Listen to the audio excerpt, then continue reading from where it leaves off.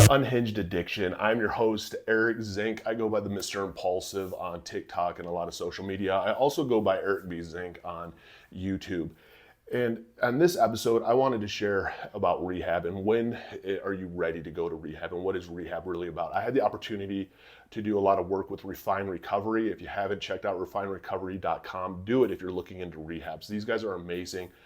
It's interesting when you get into the recovery side of it, especially on a lot of these rehabs, because a lot of them do struggle sometimes with body brokering. There's bad rehabs out there. Like trying to find a good rehab is actually really difficult. And I was really hesitant with this rehab just because in general of what I've experienced. And man, when I had a chance to actually talk to them, their beliefs and what they're about, I fell in love with Refine Recovery. I mean, I refer them to everybody that I know because of their approach that they are addicts. It's not about body brokering. It's not about turning and burning. They're actually overstaffed almost in a way. They care more about the recovery side of it than they do anything else because they are addicts and they wanted to do it right. And that is the key, I think, behind it, is wanting to do it right and wanting to help people. And so I had the opportunity to sit down with Casey. He is one of the founders and owners of Refine Recovery. And I wanted his honest opinion of like, man, what are signs, as a family, like when is rehab like it? Like when is it time to get into rehab? Because I think it's a big fear that a lot of people have of rehab of like, man, it's like you failed, like you couldn't get sober on your own. A lot of times you're just in a pit of despair and you don't even almost want to get sober, and like parents and family are trying to get involved and get you to rehab and you're fighting it. And to hear it from him and from the owner's side of, what they do and how and why to get into rehab, I think is so important to understand that this is something not to be ashamed of. If you're new to Unhinged Addiction, make sure you hit the like and follow button if you're watching this on YouTube. If you're on Spotify or iTunes, any of the podcasts, make sure you subscribe to the channel. I would love it. I do try to put out podcasts on a weekly basis. I've been really bad about it. My wife and I just moved into a new house. It's just been hectic. I haven't done a podcast since the middle of January. I'm going to get back to doing them weekly though, because I've really enjoyed doing these. I know that people have gotten a lot out of the podcast, a lot out of the information. And I think it's just great to have something else to listen to other than like social media and some of the stuff, especially when you're driving or you're going somewhere, hearing other people's input, especially when it's based around addiction. So I had the opportunity to sit down with Casey and we discussed, getting into rehab and when is it time? When is rehab like ready? When are you ready to get into rehab? So I'm going to let this interview kind of take its place, and I appreciate everybody who's been a part of this podcast as I've slowly have grown it from nothing into something that it's slowly becoming amazing. And I appreciate everybody's support on it. Do have a lot of collaborations and stuff coming up, and just excited to see what this year holds for it. So if you're new to Unhinged Addiction, here's Casey and myself talking about when you are ready for rehab. So signs that you are ready for rehab. Mm-hmm. A lot of people, I will admit, I never went to rehab when I got sober. I kind of feared rehab. I thought rehab was, you're in jail and you just got out of jail, you better go to rehab. Mm-hmm. You had a lot of money, you could afford to go to rehab. Mm-hmm. I was really afraid of rehab. I thought if I went, I would lose my job. Mm-hmm. I'd be discriminated against. These were all assumptions of mine. I mean, from somebody that is part of the ownership team of Refine Recovery, what is your take? It's broad, but also it's kind of not, like honestly, if somebody's like on your page or our page and relating to things that you're seeing, like there's a good chance you probably need some help with something. Right. And help is subjective, right? And what you need to do is like talk to a professional about it. Mm-hmm. And that's why we go through the admissions process, right? So what is like the admissions process? So it sounds like a lot like a hospital. Like whenever I hear, and it's probably because, my dad, I grew up, my dad was a doctor and stuff like that. So whenever I hear admissions, I think hospital. In a rehab, like you have residential, as this isn't hospital at all. No. But what is exactly the admissions process then? Because I'm thinking like I have to fill out like paperwork of this is what my insurance is, my height, my weight, because that's admissions at a hospital. Yeah, no, I never want to go through an admissions process of anything. Right. Just like in general, that sounds like, wait, that's a lot. Like I got to be ready to do that. Mm-hmm. it's talking to a person. It's talking to a human being. Like, that's all it is. And we can help facilitate what steps, like, because that's what you need. You need help. Right. And most people don't know how to navigate this. They don't know if they need to go to rehab or not. B, they don't know what it looks like. C, they don't know what level of care they need. D, they have a million questions, and all of that generally leads to the phone weighing 1,000 pounds and just nobody calling. Yeah, it's staying in addiction. It's super overwhelming. Like that, it's super overwhelming to do all of these steps and all of these questions. You almost exhaust yourself before you pick up the phone.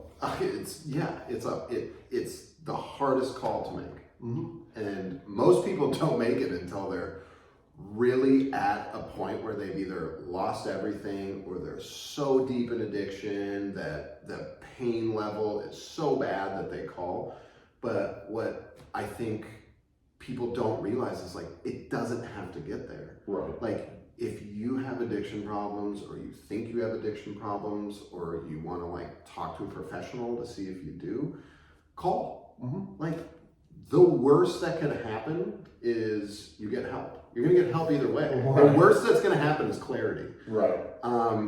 But I think so many people are so fearful of that next step. Transition periods are hard in life.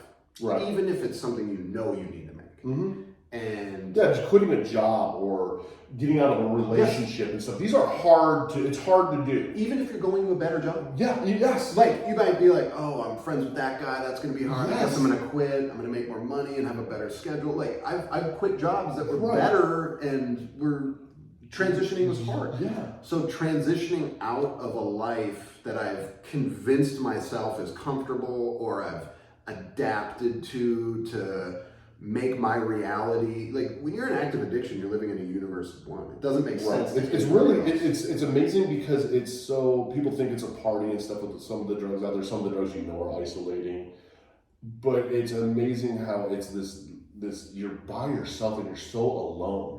Yeah. And it's like anyone has to be better than being alone, but it's like you resist it. You don't want to be alone, but you want to be alone. Well, you've created your own universe, and it's hard to break out of your own universe when you've kind of cured it, in a sense, almost, and forged it with steel, with all the things that you have to do to make life make sense. It doesn't make sense to anybody else, because nobody else really knows what's going on. No one knows how depressed you are. No one knows how much you maybe hate these parts of your life, and then how physically bad it is, how I'm not sleeping, how maybe I'm not eating much, how there's so many things to addiction. The financial destruction. There's so many things to addiction and mental health that people, it's like the silent killer. People don't know, and you don't talk about it. Right. So the solution is to call somebody and talk about it. Like, the only thing you're going to get is clarity.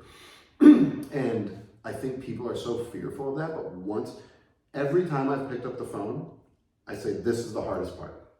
Right. The hardest part is just you going, like, I don't know what to do. Just start talking to us. Okay. We will help you with what to do. Right. And then you will start the process of getting yourself out of that hole. But people get so comfortable in their hole, even though it's so uncomfortable, it's what they know. Right. And they fear what's next. But what they fear and what is next is just infinitely better than what they're going through every day. No, absolutely. So somebody ends up coming in. I mean, I'm assuming you have people coming in withdrawals. You have people probably coming in maybe without withdrawals. Who knows? I mean, how does that whole process work? So, because they're essentially showing up. I mean, do like their parents come drop them off at camp for a week? You know what I mean? Like, how does that work? Like, do you come pick them up, or? Yeah, I mean, it depends where you are. But we can work with people. We work with people all over the country. Okay. You know, people come to us. A lot of times it's hard to get sober where you live. Right. The same liquor stores right down the street. Your family situation is compromised, and you have a lot of work to do, and they're too codependent. Your drug dealer might live down the street. You might just the city itself is just so hard to get well in, and maybe I haven't yet. I've tried to get sober on my own. I've tried before. So we work with people from all over, but essentially it just comes down to, like, calling. You don't have to do a lot of legwork. The only thing you have to do is, like, answer questions. Right. Like, we we know the exact questions to ask, and we can verify your insurance. All of that's private. All information is private. Anything you tell us is private.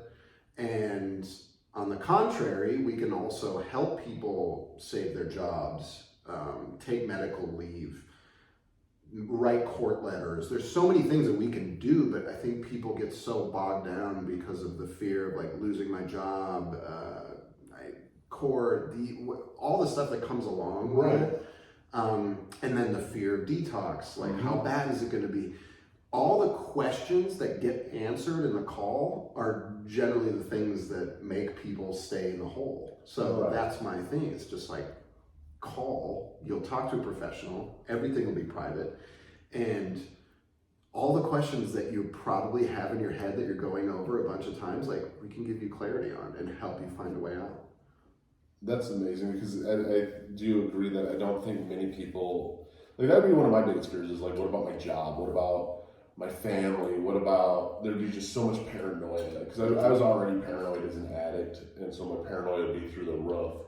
And so, I mean, people are coming into a rehab, and what should they expect, or what should they know to at least look for to know that they're going to get the help that they need? Because I hear these different terms out there, and I think people have heard them before, especially if you looked into rehab, some of the body brokering, and you hear these stories where people have been to like 3 or 4 different rehabs and they're not sober. So it almost sets other people up for failure. I know for myself, I knew a lot of people have been to rehabs, still active addicts, and I'm like, does it really even work going to rehab? Because my dealer friend over here has been to like 3 of them and he's still using and selling and whatever. How do you know that rehab is actually going to work, or why does this failure happen at them? Well, what I'll say is like, we guarantee a service, right? I know what service we do, and if you have the right mindset coming in, like if you come in knowing I'm doing this because my family's pressuring me, I'm doing this for this reason, I know I want to drink, like I don't care where you go to rehab, it's not going to work, right? I've had people come in and have those thoughts and then get separation from the substance and have a change. So it can happen, right? But you have to genuinely kind of want it, though. Yeah. The biggest things that you generally have to want it, or B, you have to be open-minded. Okay. I've had people come in and be like, I don't want to be sober. And be like, okay, we can work with that. Like, I get it. Yeah. But also, you've been off of your substance of choice for 3 days. Like, I don't think anybody wants to be in your position right now. Life is sucking not right now. But it's very easy to say I don't want to do something when you don't really have a good sense of what it is or have a positive experience with what it is. Right. Sometimes people have white-knuckled sobriety, sweated out on their couch, done, whatever, put their lab coats on and tried to get substances to get off of their substances. And they have like a very weird experience with it. Or people have weird treatment experiences. Right. Sometimes treatment is not all the same. A lot of times it isn't. And that's one of the reasons we started our own, is I liked helping people. I just didn't like the way people did it. No, and I agree. I think, even my personal experience, I know the biggest struggle for me getting sober was the enabling. And I also enabled myself, but I also put everybody around me to be enabled. And I know, from personal experience, I look at some of these places, and I mean, personally, I don't see the purpose of a massage getting sober, but I do see the purpose of a psychologist who understands and knows about addiction and getting sober. Like, I've been at that point getting sober where I went and got massages because my body hurt, did absolutely nothing for my sobriety, but holy shit, I went and saw a psychiatrist and a psychologist and started working on trauma, and noticed all of a sudden I'm not having cravings.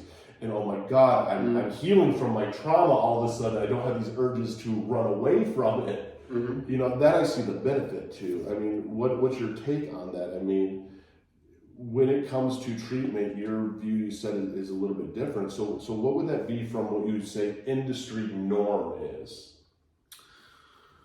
I mean,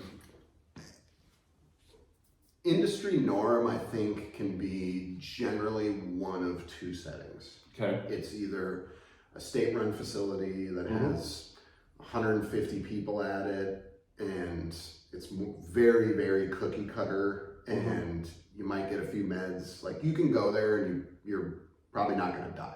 Yeah. Okay. Yeah. They're going to keep you alive. They're going to keep you alive. It's very basic. It's very cookie cutter. Just state-run facility that the state has to have for their state policies. You know, which a lot of people end up going to and have a weird experience at. Okay. Because you're around 150 people. The TLC that's very needed, and the individual, like, I know who you are. Right. Like, you are not a number. Like, you are Eric. That's who you are. You're not a number. Right. And that's always missing.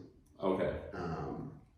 And the other side of the fence is the very high-end luxury things you see on TV, kind of commercials, the more like glamorized kind of aspect of treatment that does exist. And it's satin sheets and massages, and it is very enabling at a certain point. Right. To me, we took the two kinds of treatment, and I worked everywhere. Right. I worked in all different kinds of treatment. I worked in aftercare. I worked in detoxes. I worked high level, low level, as did all my partners. And we kind of took the things that we knew worked. Right. And we got away from the things that didn't, you know? Makes sense. Like, we have a nice setting, but a very clinical based structure, so people can truly get answers for the things that they probably needed answers for a long time. Right. Because substances are the last piece. Right. Like, there's usually some kind of trauma, co-occurring mental health, anxiety, depression, something that people have been suffering from, or a situation that they haven't dealt with that leads to this, and they need a lot of help with that. And that's what we want to do, is like provide answers, build a foundation, so when people leave, the whole goal is to not come back to treatment. Right. That's the goal. Right. You know, I think sometimes with a lot of these facilities, maybe not on purpose, but they end up getting people back over and over and over again, because at the lower level, where it's a state-run facility and 150 people, that person who has that trauma or really needs like someone to really look at what their problems are and truly diagnose and take time and tender love and care to really figure out and dig into like what's going on with you, that doesn't happen. And then if you go to some of the higher end models where they give you everything you want, you're not challenged. They're also maybe not looking into everything that they should be and really like digging deep with you because they just are trying to make you comfortable. Yeah. So we want you to be comfortable, but we also want to really figure out what's going on and really answer the questions that you have help with. And that is structure and a mixture of clinical and then also some of the other things that we've seen work. Yoga, breath work, some of the things that I think people a lot of times are not exposed to. Okay, yeah. You know, but I would much rather someone learn how breath work works, and if they're having a craving or a situation that they're getting stressed out about, and they learn a breath work technique that can calm them down to a point where they're in a better place. That's super important. Right. So there's a ton of things that we incorporate that I've seen work, and I did discharge planning for years. Okay. And so I would call people and I would hear what worked, what didn't, and what things people struggled with. And I literally built my program off of what I saw work and then took out the things that I didn't think worked. No, that makes a lot of sense. I mean, what are some of the things that you think that people do that just it doesn't make sense, that you don't think really works, that people try to push down somebody's throat as a solution and getting sober? I think there has to be a meet in the middle. I don't think anybody should ever come to treatment and be looked down on. Right. And I think when you kind of go to some of these bigger places, the staff's overworked, people are understaffed, the TLC isn't there, and there can be kind of just like a view that you're just like a number and you're just going to get ran through, and it kind of really creates like the stigma that everybody fears. Yeah, no, it is. Like, as soon as you're like, you're not really cared for. Like, if somebody had to call me by my patient number, not by who I am, or the staff didn't really know who I am, it'd be like nobody. If I walked in and asked who you were, and they were like, "Wait, what does he look like? What room number? What's his phone number?" and they had to figure out where you are, like that can really basically concrete stigma that people think that they have, where it's like, I'm just a number, none of this means anything, and then that's what people view sobriety as. Right. And then I think if you go to some of the places that maybe don't introduce you to some of the medical and therapeutic and really dig into the problems, and they just are kind of, it's basically like a luxury hotel with like some meds, that's not really going to solve your problems. You're not going to get to the root cause of where you're at. And I don't think anybody comes to treatment, if you really want it, to not get solutions. It's a lot of work to not get a solution. Right. No, it really is. And like, I've ran into people that I have even worked with and stuff that have been to multiple different rehabs. And it's almost like they brag about it being more of a vacation than anything else. And my thought process was like, when I got sober, it wasn't a vacation. Like, I really wanted this. I went through a lot of shit to get it. And I'm just thinking to myself, well, no wonder why you keep going to rehab and you're still not sober. When you're at your worst, I think going to the easiest place, because a lot of times people get like a pat on the back for going to treatment. Yes, yeah, no, you do. No, I don't even think a lot of times they do. I think you get it instantly from your family, especially the first time you go. They're relieved no matter what. Yeah, your family. Oh my God, you're doing something. Yeah, you're acknowledged you're getting sober. Yes. So if you go to a place that doesn't challenge you, doesn't have the structure that you need to find the answers that you need. Right. You're kind of taking the easy way out, and then you kind of eventually just are like, well, maybe I'll get it along the way. Most of the times you don't.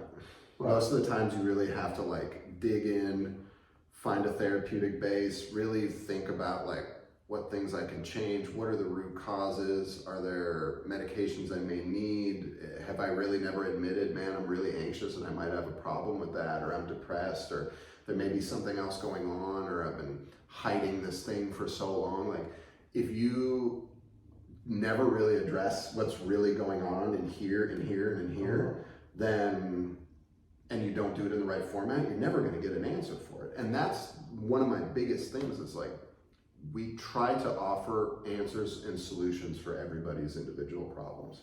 No, that makes sense. You keep hitting on something that, like, I've listened to enough rehab commercials, and I've seen them on TV, and I've seen them on YouTube ads and all of this stuff. And none of them do I ever really see a lot of them hitting on like therapy.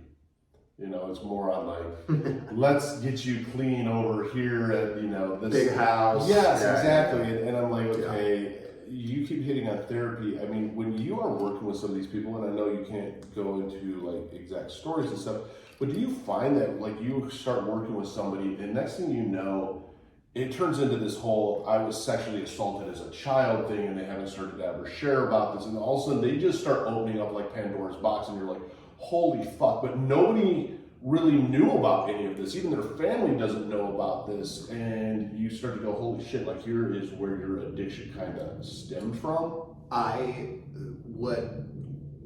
If you've been doing this as long as we have, and I've been doing this for almost a decade, I think 9 years. Okay. I know that's in there. Right. Something's in there. I don't know what it is. Okay. It could be big, it could be small.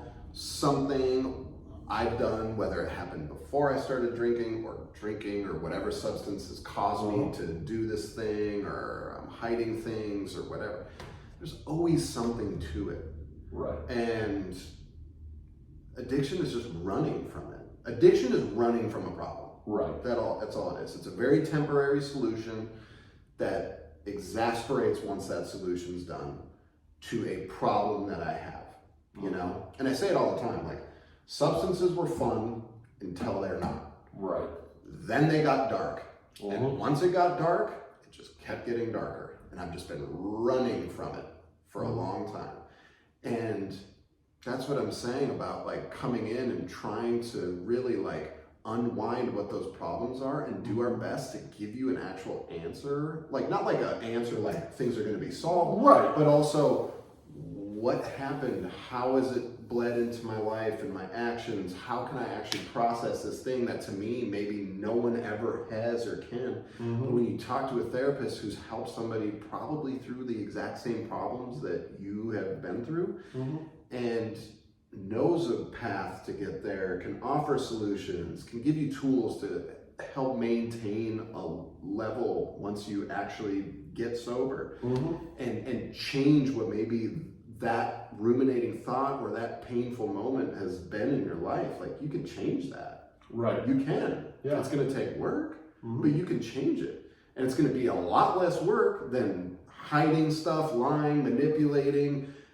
killing myself with a substance. It's way less work than that. Yes. Whatever therapeutic foundation or medical foundation you need is going to be not even close to the work that you've been putting in addiction. When people are in addiction, they put their hard hats on and they grab their lunch pails and they go to work. Yeah. Like, it is exhausting when people come in and talk to me about their lives, about like, I was hiding this from work and I get home and the amount of like pinpoints and things they'd have to remember to do. Like, no wonder you're anxious. Yeah. No wonder you're depressed. That sounds horrible. Like, I just got to get up and go to the store and get breakfast. You had to do 15 things to like hide this and do life gets so much easier. And there's answers and people who can help you with stuff. And that is something that I try to tell people is like, you just have to start. And then once you start, we can make a plan. And then once you have a plan, then there's a light. The light continues and it's not an end of the tunnel. You can really start to work and see the end of the tunnel and really like learn how to maneuver around those things that have happened to you. No, and it's I totally agree with that because I mean I've been there before. The thing that I love that you touch on though too is so therapy plays a role, but let me ask you this because I've ran into a lot of people that and there's this whole stigma that comes along with therapy on its own without even addiction of therapists don't care, therapists don't help, therapists all this, that, you know, can't trust my therapist, they're gonna put me in grippy socks, I'm going to the psych ward, all of that. Is there a difference between a therapist who knows addiction and understands addiction and has learned addiction and a therapist who hasn't? Because I don't think people realize, you probably worked with enough therapists and doctors out there to realize that when it comes to them getting their doctorate, they're probably not doing a lot of schooling on addiction. They're doing schooling on depression or anxiety and brain.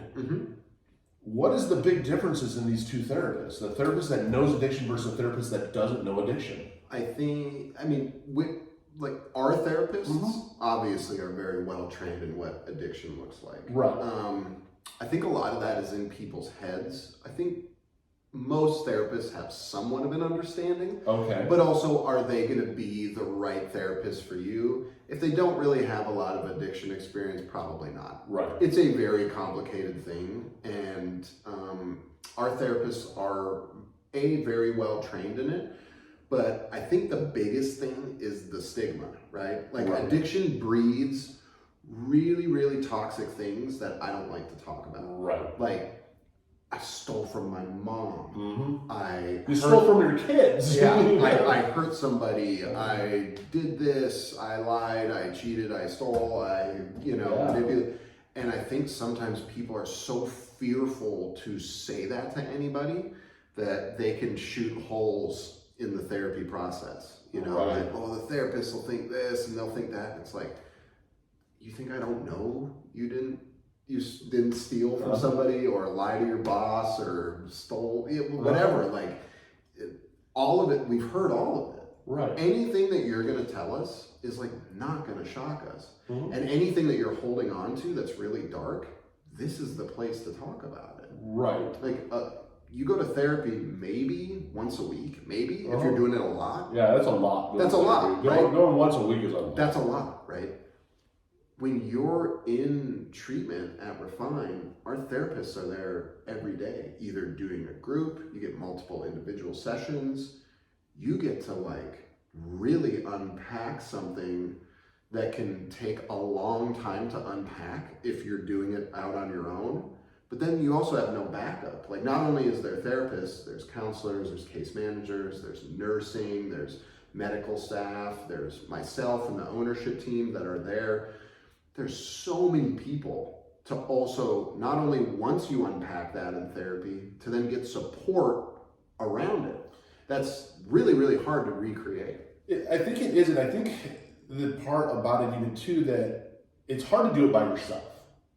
You know, it's hard to unpack and share trauma by yourself and then to kind of process it by yourself because you already feel so alone. At least I did. Like, I really isolated myself with my trauma. Mm-hmm. No one else gets me. No one else understands. Yeah. And I think in that, even the nonstop environment with a therapist, but even in the group environment, when you start to see even other people, because when you unpack trauma, you've seen this, there's no telling when it's going to happen. Like, you get to that point and you could be eating dinner without even a therapist there, and all of a sudden you just start unpacking this shit. For whatever reason, something finally hits and it just starts kind of coming out. And to be around to see other people do that and go, oh my God, like, this person's done that too. I feel that way too, or I've done something similar to that, or to realize that you're just not alone in your shit, I think makes it so much easier to be open. Yeah, I tell everybody, you're not an alien. Right. You're not an alien. Like, but there's also times and places that you can say stuff. You know, if you've been lying to your family about this whole thing, going to talk to a stranger or somebody who's not trained and not educated and not a professional in this, you can just walk up to them and go, I've been lying to my whole family. It's like, that's not going to go over well, and they're not going to have the right solution for them. Understand it, not judge you, all of those things, right? So when you get into a therapeutic environment that is going to be understanding and non-judgmental of whatever problems you have, you start to open up because you're like, this is the only time I've probably ever been able to be like, I lied at work, I lied about these things, this thing happened to me when I was young. Like, where can you say all those things and not get looked at or judged or actually have proper professional advice? It just doesn't happen. No, it doesn't.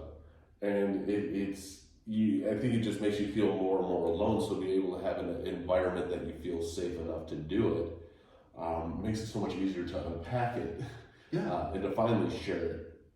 When you go to the medication side of this, because you're also saying like meds, what does that like entail? Like, what kind of meds? So that is something that we can do when it's appropriate, right? Sometimes people have been self-medicating for anxiety, depression, insert any other mental health issue here. And sometimes people may need help with medications that they just might not know.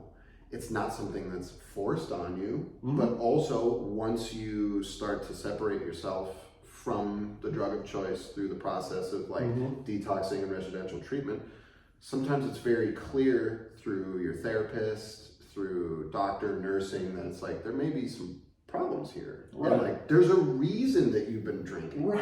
And it might not be that like, you're this person and you're this and whatever. It might be like you didn't know any better, but you were coping with something that you need balance with that you were doing with alcohol, but it was killing you, or whatever substance you were using. And you may need help with that.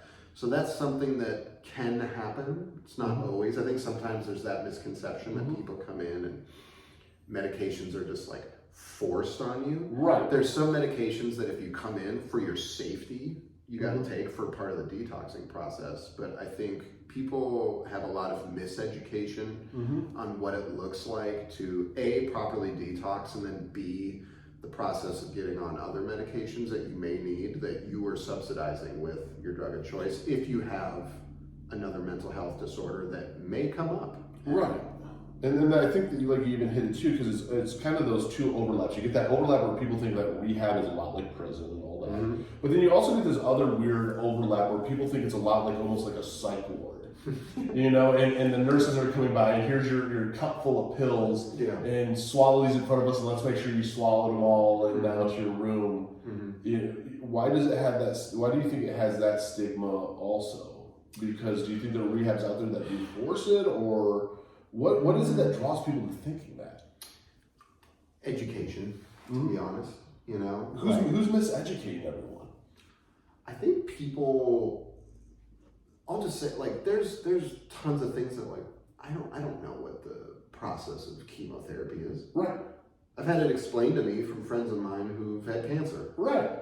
I thought it was a machine. It turns out it's a pill sometimes, or whatever. There's different kinds, like, or an IV, or yes, like, I didn't know that. Yeah.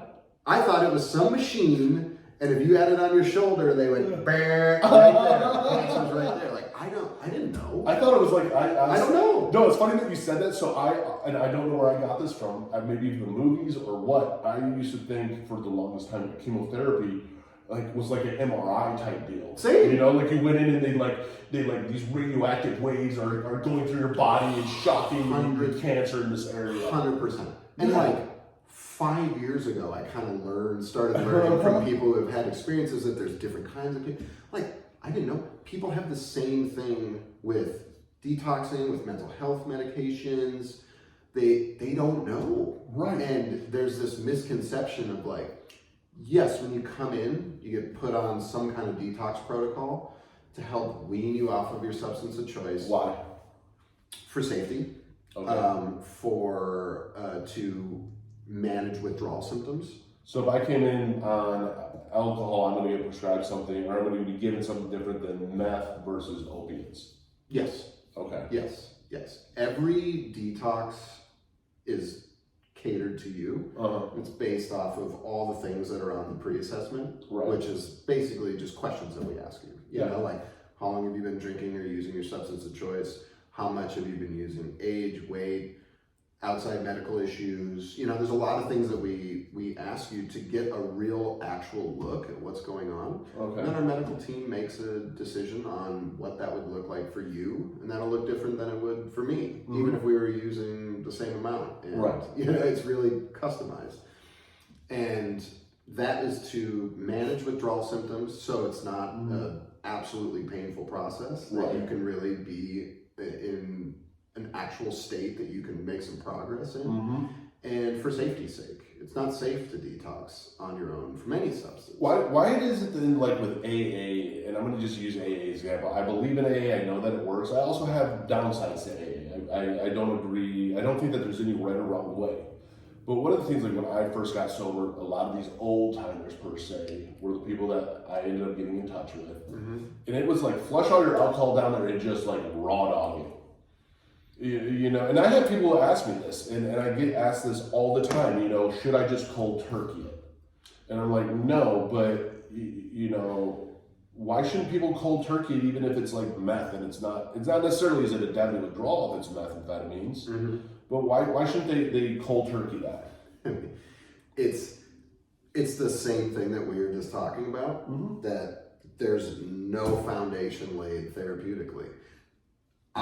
When you come in, we look at whatever substance you're taking, and medically we address that substance. Outside of that, I'm not looking at you any different. I don't go like, okay, Tina's an alcoholic and Craig was abusing opiates from his doctor and this person was abusing his prescription. Like, I don't. Everybody who's here is here, and it's that same foundation to get laid down, and everybody is utilizing their own way to deal with stuff through substance A, B, and C. The detox and medical protocol, that is for safety and for medical reasons, right? The rest of it is a therapeutic foundation that our therapists and nursing and all of those people start to lay down, and the therapists might work with the nurse if they see that there's depression and the nurse is seeing depression, and we collaborate together. But even if you're on methamphetamine or some other substance that maybe couldn't be life-threatening, it doesn't mean that you don't need that same therapeutic foundation, because you're still coping with whatever you need to cope with a substance. And that might be the same thing that an alcoholic needs, is I have something I haven't dealt with, something that happened to me. I have maladaptive coping skills. I may have a co-occurring disorder of anxiety and depression, which may or may not need medications. A lot of times people come in and they can get through depression. They just didn't have any tools. They've never been to a therapist. They've just been trying to figure it out in their house on, like TikTok or YouTube or Instagram Reels. Exactly. It's like the same thing when they look up how to fix a tire or something. Yeah. They've been trying to fix depression with like other people's suggestions, but no one's really looked at it. So that would be my suggestion is like, if you have a problem with a substance, that's the last piece of the problem. Right. There's a bigger problem underneath that. And that's what we're good at helping you diagnose that or start to, and really help either give you tools, help you with medications if they're needed, and change your way of life. A lot of times changing your way of life and getting just time separated from your substance, those depression and all of those things with some tools added can be a total game changer. No, it really can be, and I don't think people realize that. And you'd said it before in something else that we had done together, where it's a really toxic, fucked up relationship. Because the amazing thing too is when I got sober, I really struggled a lot with depression, and I've always been really open with that. A year and a month after my sobriety, I wanted to die, and I did my best to commit suicide, and like it wasn't getting any mentally better. I never knew really rehab. It was so stigmatized almost in my head. Looking back, I've even told people like I wish I would have went now. It would make me leaps and bounds further. Like I love where I'm at now, but I could have been where I'm at now years sooner, years sooner. Yeah. And one of the big keys actually of my sobriety and actually becoming happier, and it was leaving a marriage that I was currently in, leaving where I currently lived, making some of these big ass changes that you don't really want to make, you're afraid to make, not realizing that these are all these outside factors that play into why you self-medicated. And you don't realize it until you take a step away from it all. And I'm sure you've had people who come up and you start to really realize that sometimes family is a part of it, or maybe, there's relationship stuff that you're just like, okay, now that we're in a little bit of a clearer space, we're going into therapy and stuff, that people can open up their eyes and go, wait a minute, there's a correlation here with so-and-so and my abuse. They say this, and this, and I drink, or they do this, and I shoot up. There's a lot of times problems like that the counter argument to that is a lot of times people need to make life changes, but if you're not sober, you're never going to make them. Right. You don't have the cognitive ability to actually stand up for yourself, make changes, do it in a positive way. You just stay in it. Yeah. So it's this catch-22 of like, people will come in and be like, I hate my job, but I'm stuck. Right. And it's like, you think you're stuck, but once you get away from it and you start talking to a therapist, you can even therapeutically make a timeline and think of other things that we can do, and how can we maybe like update our resume and maybe shoot it out and start to think about like, let's give ourselves like 4 to 6 months and let's try to like have a light at the end of the tunnel to where then you might actually leave that job that you hate instead of just drinking your way through another 3 years of it. Or there may be relationship things that need to be addressed, which we could maybe even start. Like, now do you agree, and do you do it of like family therapy? Like, do you bring family in? Yes. And I mean, how is that? Like, here's like from an outside standpoint. Here I am. So alcohol and coke were my drugs of choice. Man, to sit me down with my family, like, is this per my choice, or does the doctor that decides? Because like, I think I would like freak out. Like, I would, if I had to sit down with my family, I would have been like, because it was part of it. Yeah. It was definitely part of it. And I would have clammed up and I would have reverted back to who I was, almost in a sense like a child, and like not said anything because I got to walk on eggshells and stuff right now because I'm not going to lose my shit mentally. It's never forced. Okay. Nothing is forced. Like, when you come in, you have the ability to talk to or allow us to talk to whoever. Okay. So whoever we talk to, you have to sign a release for. So there's that. I think there's a lot of fear of that, if people call like us being like they're taking all these meds and they're saying this and that. Yeah. Like, whatever your information is that you're speaking of with our therapist and us, it's all private. So you won't share that with family, anybody. It just stays in. No. Like, unless it's something that is like, I'm going to hurt myself, right? Then we have to alert an authority, right? You know, but maybe we should take that one out because sometimes people will say, like, well, no, it's true, but there's a difference between, and this is where I think therapy is so important. I love it that you said that, because here's the misconception: you can go into therapy and say, I'm going to hurt myself, I'm going to kill myself. Mm. And most therapists be like, oh, okay, well, why do you feel that way? And it's actually that opening tool. Sure. Versus somebody who comes in and you start to do this whole plan, unknowingly what you're saying, of like, people who actually are truly a detrimental hurt to themselves don't realize that they disclose that. Yeah. You know, I never really realized that it was, and I laugh about it now, that I ran into a little bit of a similar issue with this with the therapist, because I went into this whole, you know, I was going to go to a gun range and I just get the last lane of the gun range, that way I didn't hurt anyone else, and I'm up against the wall. And the therapist was looking at me going, okay, and like, and even then I wasn't put away, but it was like, okay, we have something that, like, let's start to, why do you feel this way? Yeah. And it's the therapist thing of, I think people have to be real about that to a good extent of how they feel, because I think it's the real raw emotion. Okay, this is where you're at, and like, how did we get to this point now in life? Is it because you're going through these withdrawals? Is it the drugs? Is it still something that we've missed in a diagnosis? Why is it floating there still? Does that make sense? Yeah. So I love it when you know, at a certain point you have to let family know if it's that serious, and you're going to say, hey, they need a higher level of care than what we can provide. Yes. Versus, you're not going to tell them that, you know, you could go into the therapist like 15 times telling them how I want to die, I want to kill myself, I want to die.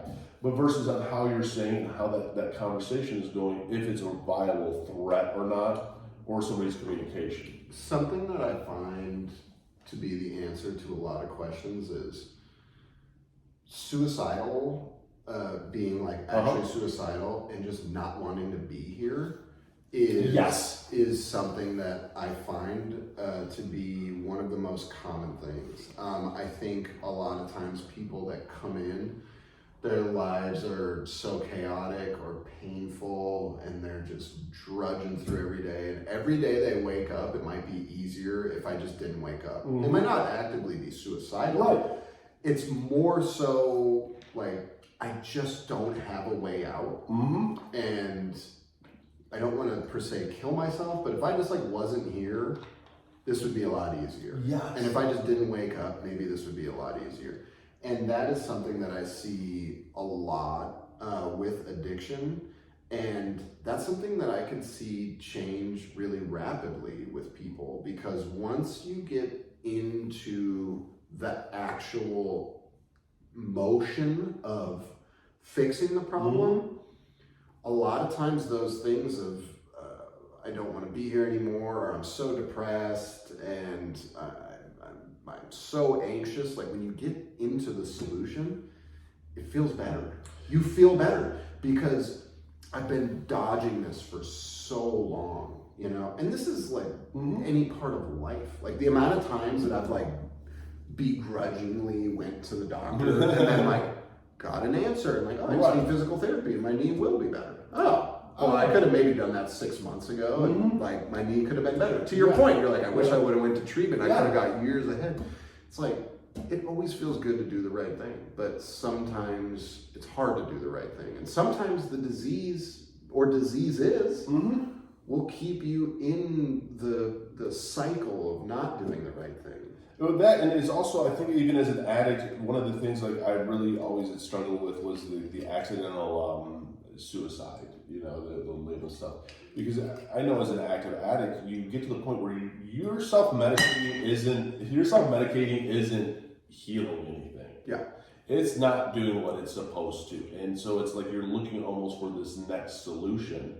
You're not thinking straight. Everything is so overwhelming. You hate your life, like you said, you know, and it just, you almost start to romance it to a sense of like, dude, nothing else is fucking working, so maybe this is the only way out. Yeah.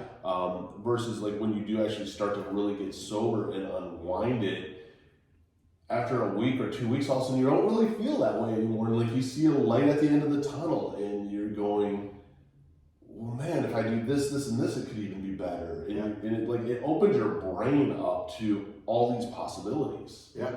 Instead of, well, this is the last thing that I can do, because obviously shooting heroin right now isn't numbing it, so there's nothing more that I can do besides taking my life. Yeah. And I think a lot of times people don't actually want to take their life, right, or to actually not be here, or to vanish. There's just not a way out. Yes. Or they're so fearful of the way out that they don't realize that it's really going to be this thing that will be a part of the process. Like, I've had people be so scared to come in, and then when they're leaving, they're like, I kind of don't want to leave. Oh yeah, and it's like, because they they've made so much progress, and the fear of losing I'd almost be afraid of losing the progress I just made would be like my biggest fear. Well, and like the stigma that I thought I was going to have, that I don't have, that I got to talk about the things that no one else would understand with a bunch of people who understand it. And we make a plan for you to find that afterwards too, you know? But a lot of times I think people are just so scared of the solution that the pain that they know, they'll stay in it, even though it's infinitely worse than going to treatment and being around a bunch of professionals and help. No, definitely. And that's where I think rehab comes into play and into doing it, because it's worth the risk. Why not? You know, it's worth everything to go and give it a try.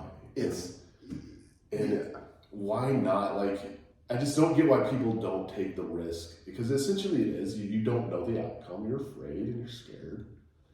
But it's like, anything's gonna be better than what you're fucking doing. It is.